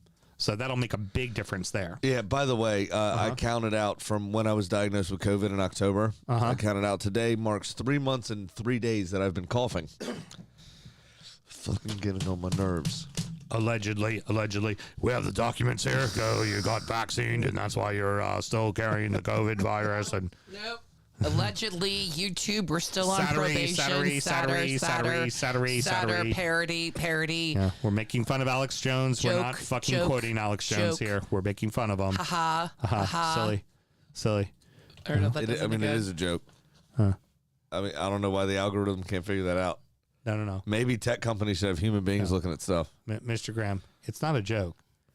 It's a joke! That's what it is. It's a joke! I can't even remember his name. It was Charlie Austin. Austin. Yeah, he Charlie. did I thought It was Mickey Mouse. That's who did it. Yeah, the only name that came to mind was Charlie Adam, and I was like, I know it ain't him. Nah, Charlie. Fucking rat. In League 2, Aki beat Forest Green Rovers, and they currently sit in 10th place. Rovers sit in Forest Green sits in fucking 24th. They're 22nd. They're going down, man. Well, so they have a little bit of a free hit of a manager here after relieving Fat Drake of his duties, and we spoke about that obviously before with some of the things he came out with and slagging off his own players and all that kind of stuff. It's good Aki beat them. Forest Green needed a win. They desperately need something to go their way. Maybe try a steak. But Accrington haven't been on the best run of form either. And the fact that they kind of, not necessarily put the stones to him, but put in a very good performance is huge for them. Kind of get a little bit of confidence going, get a little bit of momentum going, and hopefully carry that on. Got it. Because obviously Aki is very close to our hearts. Yes. Who's Accrington Stanley? Exactly. For those of you that don't know, it's the Leyton Orient of the North, and we're good friends with their groundskeeper. Mr. Ben Kay, close personal friend. We of the actually show. we should check in with him soon. We will be. Is there an very international soon. break coming up? The problem is your ass won't be able to do it because you've got like children to raise and shit. It's fucking annoying. It'll I'll be me and Ben pre-record some again. questions. Be me and Ben again. What if I pre-record some questions? How do you think that would work? No, it Do you won't. think you could be witty for me? No. I'm witty Yeah, enough no, for you myself. Can't. No, you can't. I'm charming for me, You and that's can't. who I'm charming I know, for. because you don't exude enough charmingness to cover. No, because it benefits me. I don't care about benefiting you. Remember, the needs of the Sam come before the needs of the whole. Haven't said that one in a while, and I said it to him, woman, so shut the hell up. I'm also a Sam, so Stockport destroyed the needs of the Houston come before the needs of the whole. There we go. There, it benefits you too, Mel. Stockport destroyed Doncaster 5-1 to maintain their spot at the top. Mansfield lost only their third match of the season to Wimbledon, and Barrow and Notts drew 1-1. And then good for them. So for That sounds boring. But for Wrexham, this doesn't really kind of affect anything. They're kind of right where they were, you know? They're still sitting in which is all that second, matters. Yep. Got a few games in hand, and they're Now right they where they don't need have to be. the FA Cup to worry about. Yeah, precisely. Now they can if you're in first place, 9 points clear, and you're kind of rolling, obviously Leicester had that little blip. have a run. You know what I mean? Have a run. Go for it. You have points to give if you need to. Wrexham, you're in second place. You kind of need to solidify that place. You need to try 1, 2, or 3. Try to overtake. Yeah, if you can You know what I try mean? to win the league. If not, You would finish rather in second do- or third and get up. You would rather a second straight promotion than an FA Cup run in a heartbeat. Yeah, absolutely the case. And then finally, the League Cup final that none of us want, but we're all going to get, much like the fucking Super Bowl, it will be Chelsea facing Liverpool on Sunday, February the 25th. Well, what I'm annoyed about here is, wasn't it this game, Sarri was chewing cigarette butts on the sideline, and Kepa refused to come off for the penalty shootout. Yes. That was this game, wasn't it? This tournament, Or was this? yeah. I know it was this tournament. Yeah. Wasn't it Chelsea-Liverpool? Because Liverpool won a League Cup Yeah. under Klopp. Yeah, that was the one. Or was that against City? No, that was the one. It was that one. Absolutely the one, yeah. Yeah. So that's not going to happen this time. So then So why I do we don't care. watch? Like, Yeah. I don't give a fuck. it's just going to screw up the schedule for the Premier League because they won't have any games that day because there's a game at Wembley. So there'll be a game on Friday. There'll be a bunch of games on Saturday. and then there will be a game Well, on Monday and maybe even a game on Tuesday just to break They up the may schedule. have to do. I think last year they may have done a game, Might have done an early game, but but that was because of the World Cup in the middle of the season yeah. and shit. But it just I kind of want them to get some other stuff over with that day, so I don't have to watch this game. yeah. Brilliant. I'd I don't rather know watch where to anything watch else. this game. Is this on ESPN? Do they have the rights to this? It's ESPN. Yeah, I'm not going to. I don't even like their coverage anyway. My ESPN Plus app. Here's the thing, and I'm gonna remove it from my TV and reinstall it from my TV because my phone I can still get ESPN Plus app. That one, my TV, every single time I play it, internet connection's perfectly fine. there's 3 or 4 times where I have to exit out of the game. Like, legitimately, the Luton match, I had the Luton Everton match, I had on my phone turned upside down just in case if that went into spinning wheel, so that I could look up and start to look at it as I tried to fix my fucking remote. It's like, fuck you. I just had to re-log into all of my stuff. You charge us $11 fucking dollars now a month for here's that. Here's the thing. My brother we just redid the family group note Yeah. of all the passwords, and we added in another household.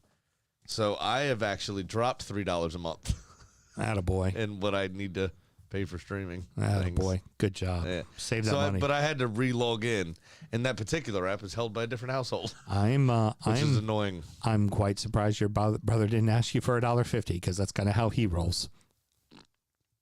It is how he rolls, yes. Saved you $3. It would that would be the one time your brother would actually speak to you and be like, "Hey, by the way, I was noticing it's $3. We should make it about $1.50." We speak now. I got a niece on the way. We speak now more. It's good. Oh, it's going to be a niece? It is a niece. Oh, I didn't tell you that? No, you just said it's it a was niece. coming. Grace is her first. Going to be her first name. I'm surprised because he's the golden child. It wasn't a nephew. Just to fuck with you. Well, I did tell him that if it was a boy and he named him Samuel, I'm gonna knock his fucking teeth out. Because we're still not convinced we're not having a fourth. Yeah. So there's still every chance. So your fourth child will be Samantha because it's a girl. No. I'm not that vain. Yeah, you are. No, I'm not. You are that vain. I'm not that vain. All right, that's going to wrap it up. Any parting words, Mr. Graham? If we go out on is it the Cranberries, right? No, the Cranberries is zombie. This is EFL show. Yeah. Yeah, no, I know. But injury time. We can allude to things.